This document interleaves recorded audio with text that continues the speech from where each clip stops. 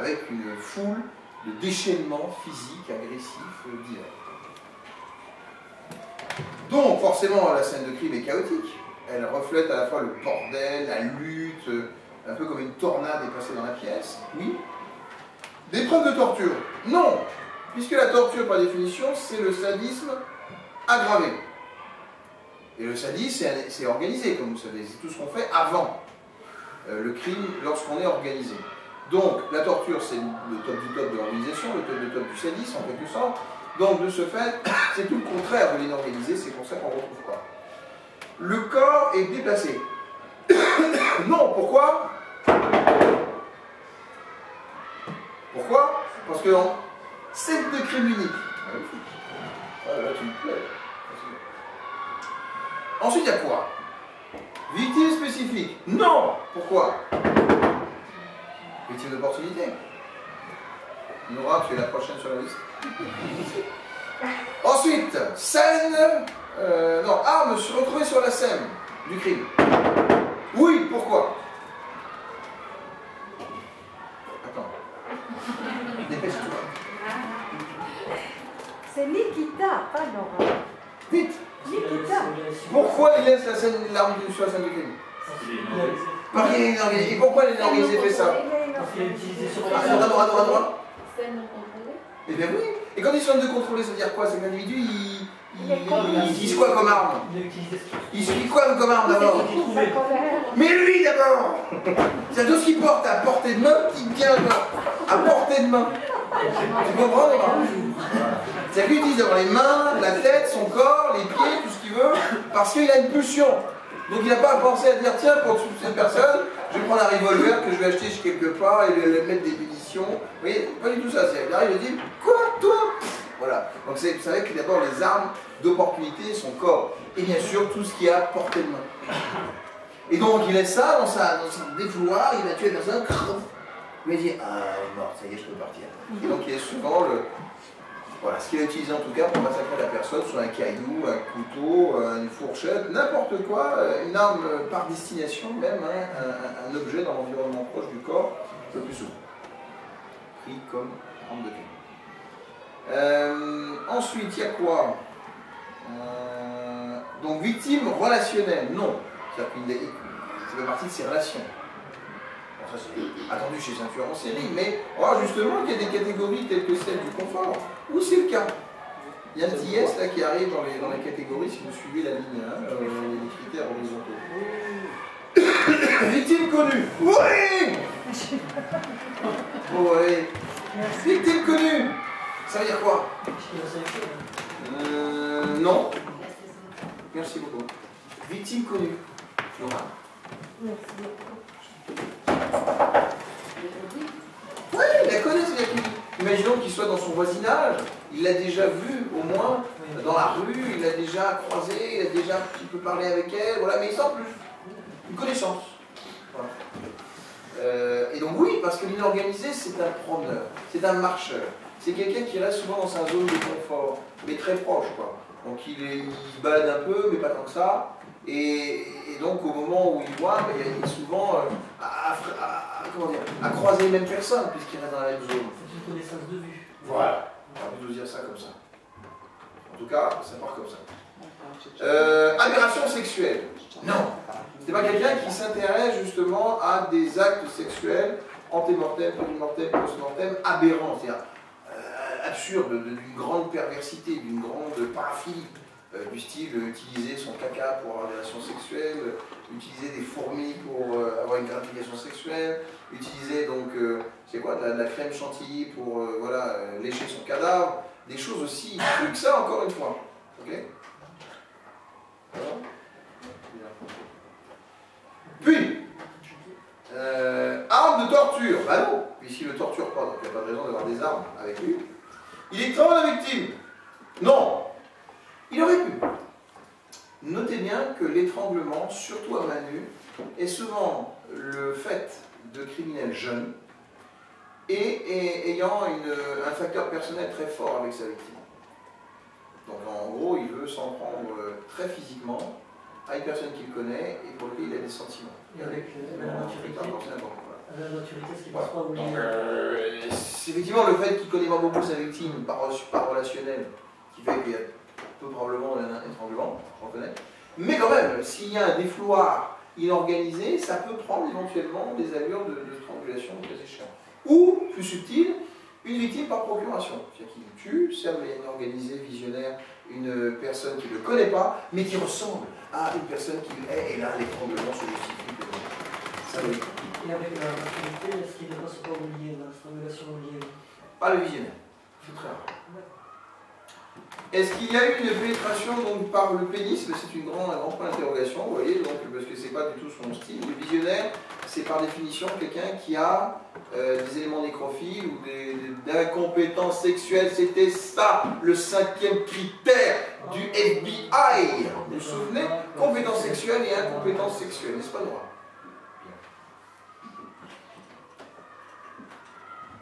Et de ce fait, il recourt le plus souvent à des objets, à des substituts. La substitution du substitut d'une relation sexuelle normale, c'est un objet, mais ça peut être aussi voyeurisme, fétichisme, exhibitionnisme, autre paraphilie, donc non pénétrante.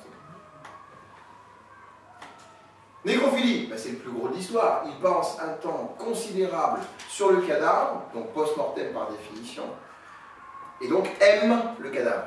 Philia, philie, aimer, nécro, la mort. Il aime le cadavre.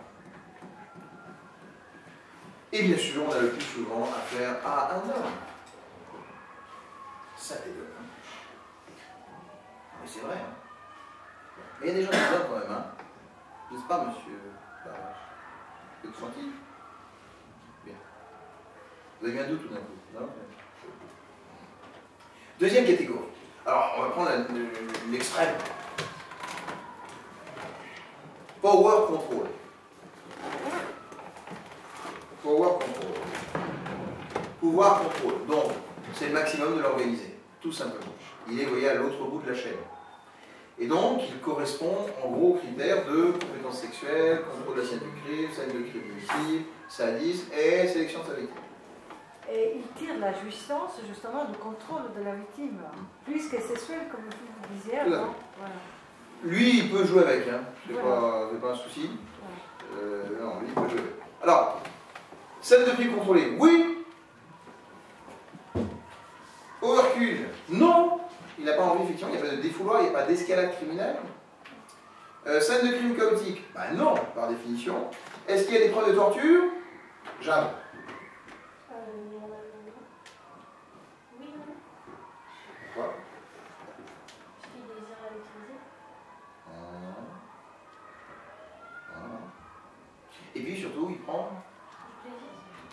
sadique, organisé, super sadique, super torturé.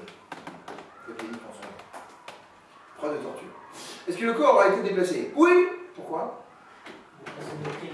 Et ben voilà. Et pourquoi il y a scène de crime multiple? Certes, mais là c'est le poisson qui se prend la queue. Oui. Si on prend scène de crime multiple, pourquoi il fait du multiple? C'est quoi l'avantage? Pour brouiller les pistes. Oui, mais une autre raison encore. Mettre un seul. Non. Affectation des lieux. Il y a un lieu de rencontre où je la séduis. Il y a un lieu de d'agression, par exemple, de torture, séquestration. Il y a un lieu de mort. Je veux pas que voilà, le sang, le tout, là, se retrouve chez moi ou je sais pas où. Et puis ensuite, je mutile, je découpe, et puis je balance un peu partout dans la région. Et je retrouve qu'une tête de cadavre d'un disparu militaire, sorti d'une boîte de nuit. Même si peut-être les animaux ont fait leur... Voilà. Et vous avez donc chez l'individu aussi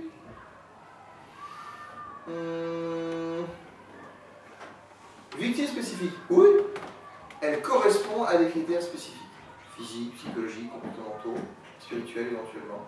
Mais elle a vraiment une raison d'être dans toute une série de critères qui lui sont propres. C'est égal. L'arme est retrouvée sur la scène du crime. Non, bien entendu, il emporte avec lui quelque chose qu'il avait prévu et il remporte avec lui dès qu'il a fini. Tout à fait organisé ça. Ensuite, Victime relationnelle, non. Victime connue, non. On est vraiment dans le parfait critère du tueur en série sans relation avec sa victime.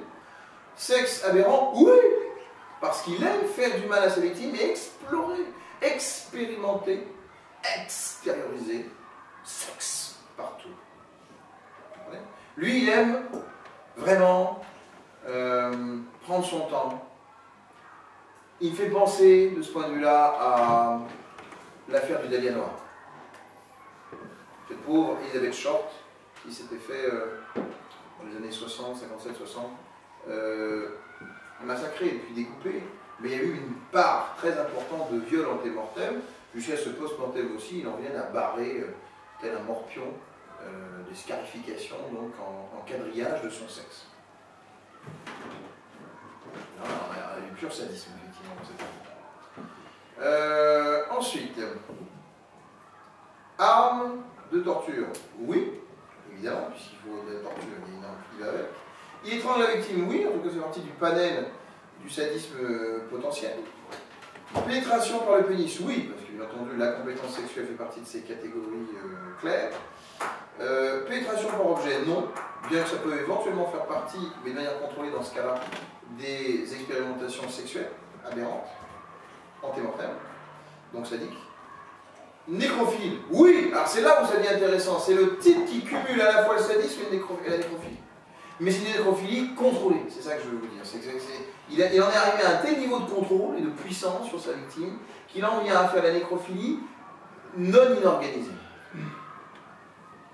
Contrôlée, organisée, nécrophilie qui maîtrise. Est-ce qu'on ne peut pas parler de nécrosadisme? Oui, il y a des gens qui n'aiment pas cette expression, mais oui, en gros, elle veut bien dire ce qu'elle veut dire. Parce que, bon, le sadisme implique une personne vivante. Donc moi, j'aurais plutôt, pour bien qu'on comprenne l'idée générale, pour être plus exact dans la formulation, je dirais plutôt nécrophilie contrôlée. Nécrophilie contrôlée, voilà. Parce que le mot sadisme est hors sujet là. Il ne s'agit pas de faire mal à un cadavre, même si c'est peut-être sa motivation. Bon. Mais on doit le qualifier dans l'état dans lequel se trouve la victime réellement. À partir du moment où c'est un cadavre, je préfère dire nécrophilie organisée ou contrôlée. Est-ce qu'il n'y en a pas qui font souffrir les personnes de leur vivant et qui après, une fois qu'elles sont mortes, continuent à le faire? Voilà, oui, c'est sûr. De la même manière qu'il y a de l'overkill qui peut démarrer avec une décharge de colère ou de haine majeure, de rage, et qui la personne est morte après un coup fatal, et continue bien sûr à jouer le tractopelle sur la victime. Et donc ça oui bien sûr, dans le continuum, dans ce cas-là, il faut arrêter le continuum, un trait de temps continu évidemment entre le antémortem, périmortem, post-mortem, et donc déborder sur le post-mortem. C'est évidemment un homme qui fait ça, c'est pas une femme. Une femme ne fait quasiment jamais ça. Heureusement. Mesdames, je vous aime pour ça. Parce que là, on a affaire à un homme préhistorique qui aime. On dit, quelle est la différence entre le loup et l'homme? L'homme, il fait ça par plaisir. Le loup, il ne fait pas ça par plaisir. Pour manger. Donc, oui, vraiment, il y a chez l'homme cette perversité, chez certains en tout cas, qui, chez le tueur en série, devient absolument abominable. N'est-ce pas? Alors, entre les deux, je veux insister sur le fameux, celui dont on parle tellement peu, le tueur de confort. Comfort serial killer. Cet homme-là, eh bien, on l'oublie complètement dans les catégorisations de tueurs en série. C'est celui, d'abord, si on l'a appelé confort, qui veut être le moins en contact avec sa victime, du moins le moins en contact criminel avec sa victime. Il peut être en contact dans l'approche, il est séduit, il parle avec elle, etc. Il peut être en contact avec elle parce qu'il peut conserver le cadavre longtemps, éventuellement, pourquoi pas, en dépôt, en stockage, en quelque sorte, de marchandises. Mais au moment du périmortem, du passage à l'axe, ça doit être confortable. Non, je tue la personne une balle dans la tête, bon, c'est simple, rapide, efficace, ça fait pas beaucoup de nana. Ou alors empoisonnement. Et genre, mange ma petite chérie, mange mon petit machin, et là c'est simple aussi. Oui. Mais il n'y a pas besoin, contrairement à l'idée reçue du tueur en série, souvent au corps à corps, avec sa victime, au couteau, avec une massue, une matraque, sexuellement, pénétration, et tout ça, c'est très corps à corps. Et bien, c'est pas du tout la dimension du tueur en série qu'on voit, qui lui aime plutôt être à distance vis-à-vis de ses victimes. C'est pour ça que le meilleur exemple que je peux donner, c'est Landru. Hein, en France, c'est Landru. Tapez sur Internet Henri Désiré Landru. Désiré, ça je sais pas. Mais en tout cas, très cru dans Landru, oui, ça oui, c'est-à-dire que c'est un personnage qui a pu, je répète, avoir 20 relations au moins en même temps, voilà. De mémoire, je crois qu'il y en a 8 qui sont passés en cour d'assises, 8 dont on a pu vraiment rapprocher le crime. Mais force est de constater que l'aspect sexuel n'est pas démontré. On n'a jamais pu démontrer qu'il y avait des relations sexuelles entre l'auteur et sa victime, ou qu'il le faisait pour des perversions sexuelles, ou qu'il, à l'occasion des mutilations des cadavres, il le faisait aussi à des fins sexuelles. Tout ça reste totalement énigmatique. Parce que ça colle bien avec, je répète, la catégorisation de confort, qui veut avoir une distance, je répète, entre lui et sa victime au moment du crime.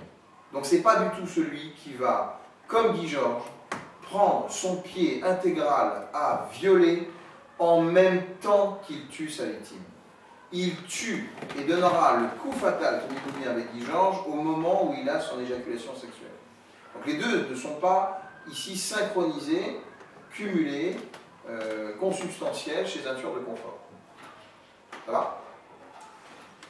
Alors, c'est souvent quelqu'un, de ce fait, qui connaît sa victime. C'est le rare tueur en série qui fait l'erreur capitale de... Bon, même s'il tente de l'isoler, même s'il tente de la mettre à distance de ses proches, bah, c'est une erreur, parce que tôt ou tard, il y aura bien un proche qui s'inquiétera quand même de savoir qui est ce personnage, pourquoi tu es disparu.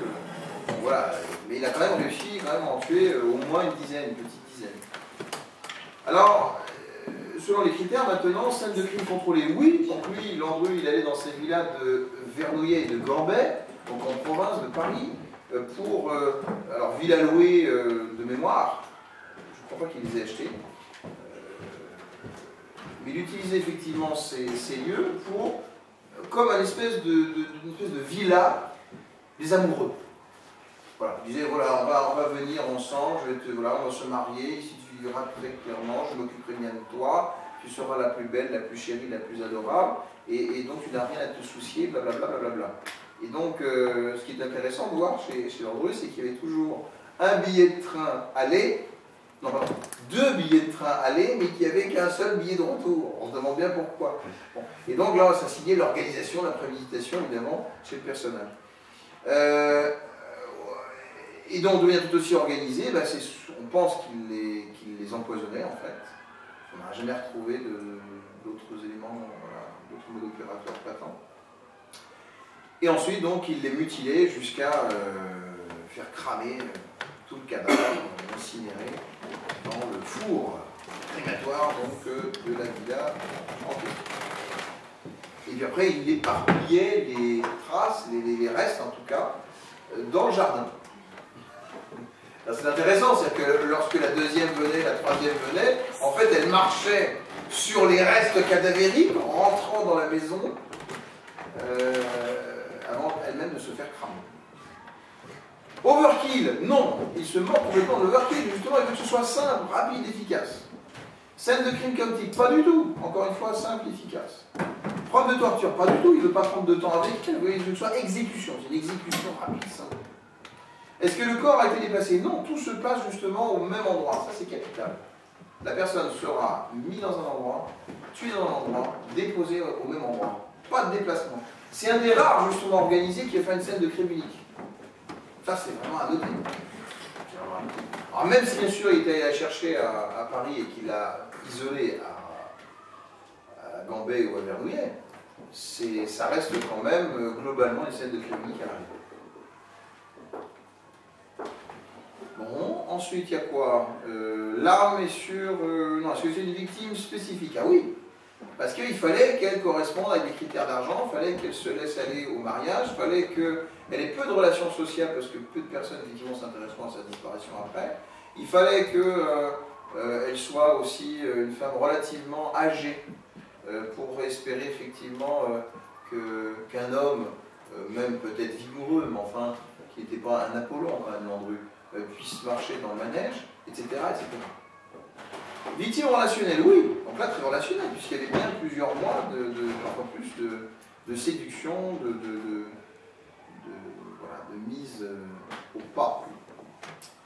Victime connue, oui, je l'ai dit. Sexe aberrant, non, pas du tout prouvé, pour les raisons des habilités, puisque il veut garder la distance avec sa victime.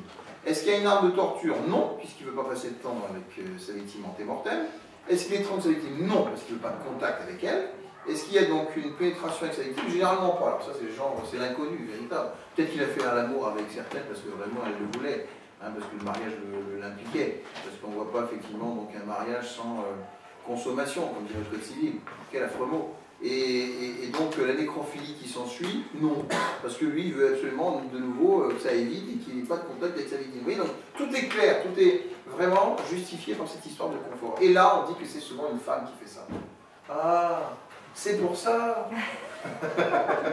Ah, c'est pour ça. Si vous avez ainsi donc un homme, par exemple, qui est retrouvé dans son lit, et puis il est massacré, alors égorgé.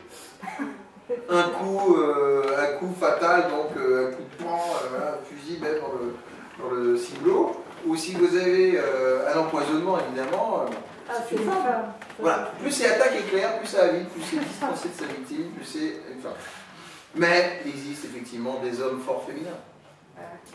Des hommes qui ont une sensibilité féminine. Y en a-t-il dans la salle qui ont une sensibilité féminine? Alors, non, je ne vois pas trop. Vous savez, qui sont hypersensibles. Des hommes qui sont romantiques. Des hommes qui sont nostalgiques aussi du temps passé. Ils éprouvent souvent une adoration pour leur première relation sentimentale qui les a conduits et malheureusement ils n'en démordent pas. C'était la meilleure, c'était la plus belle. Et je ne comprends pas pourquoi les autres, etc. etc. Hein, vous voyez un petit peu là. Bon.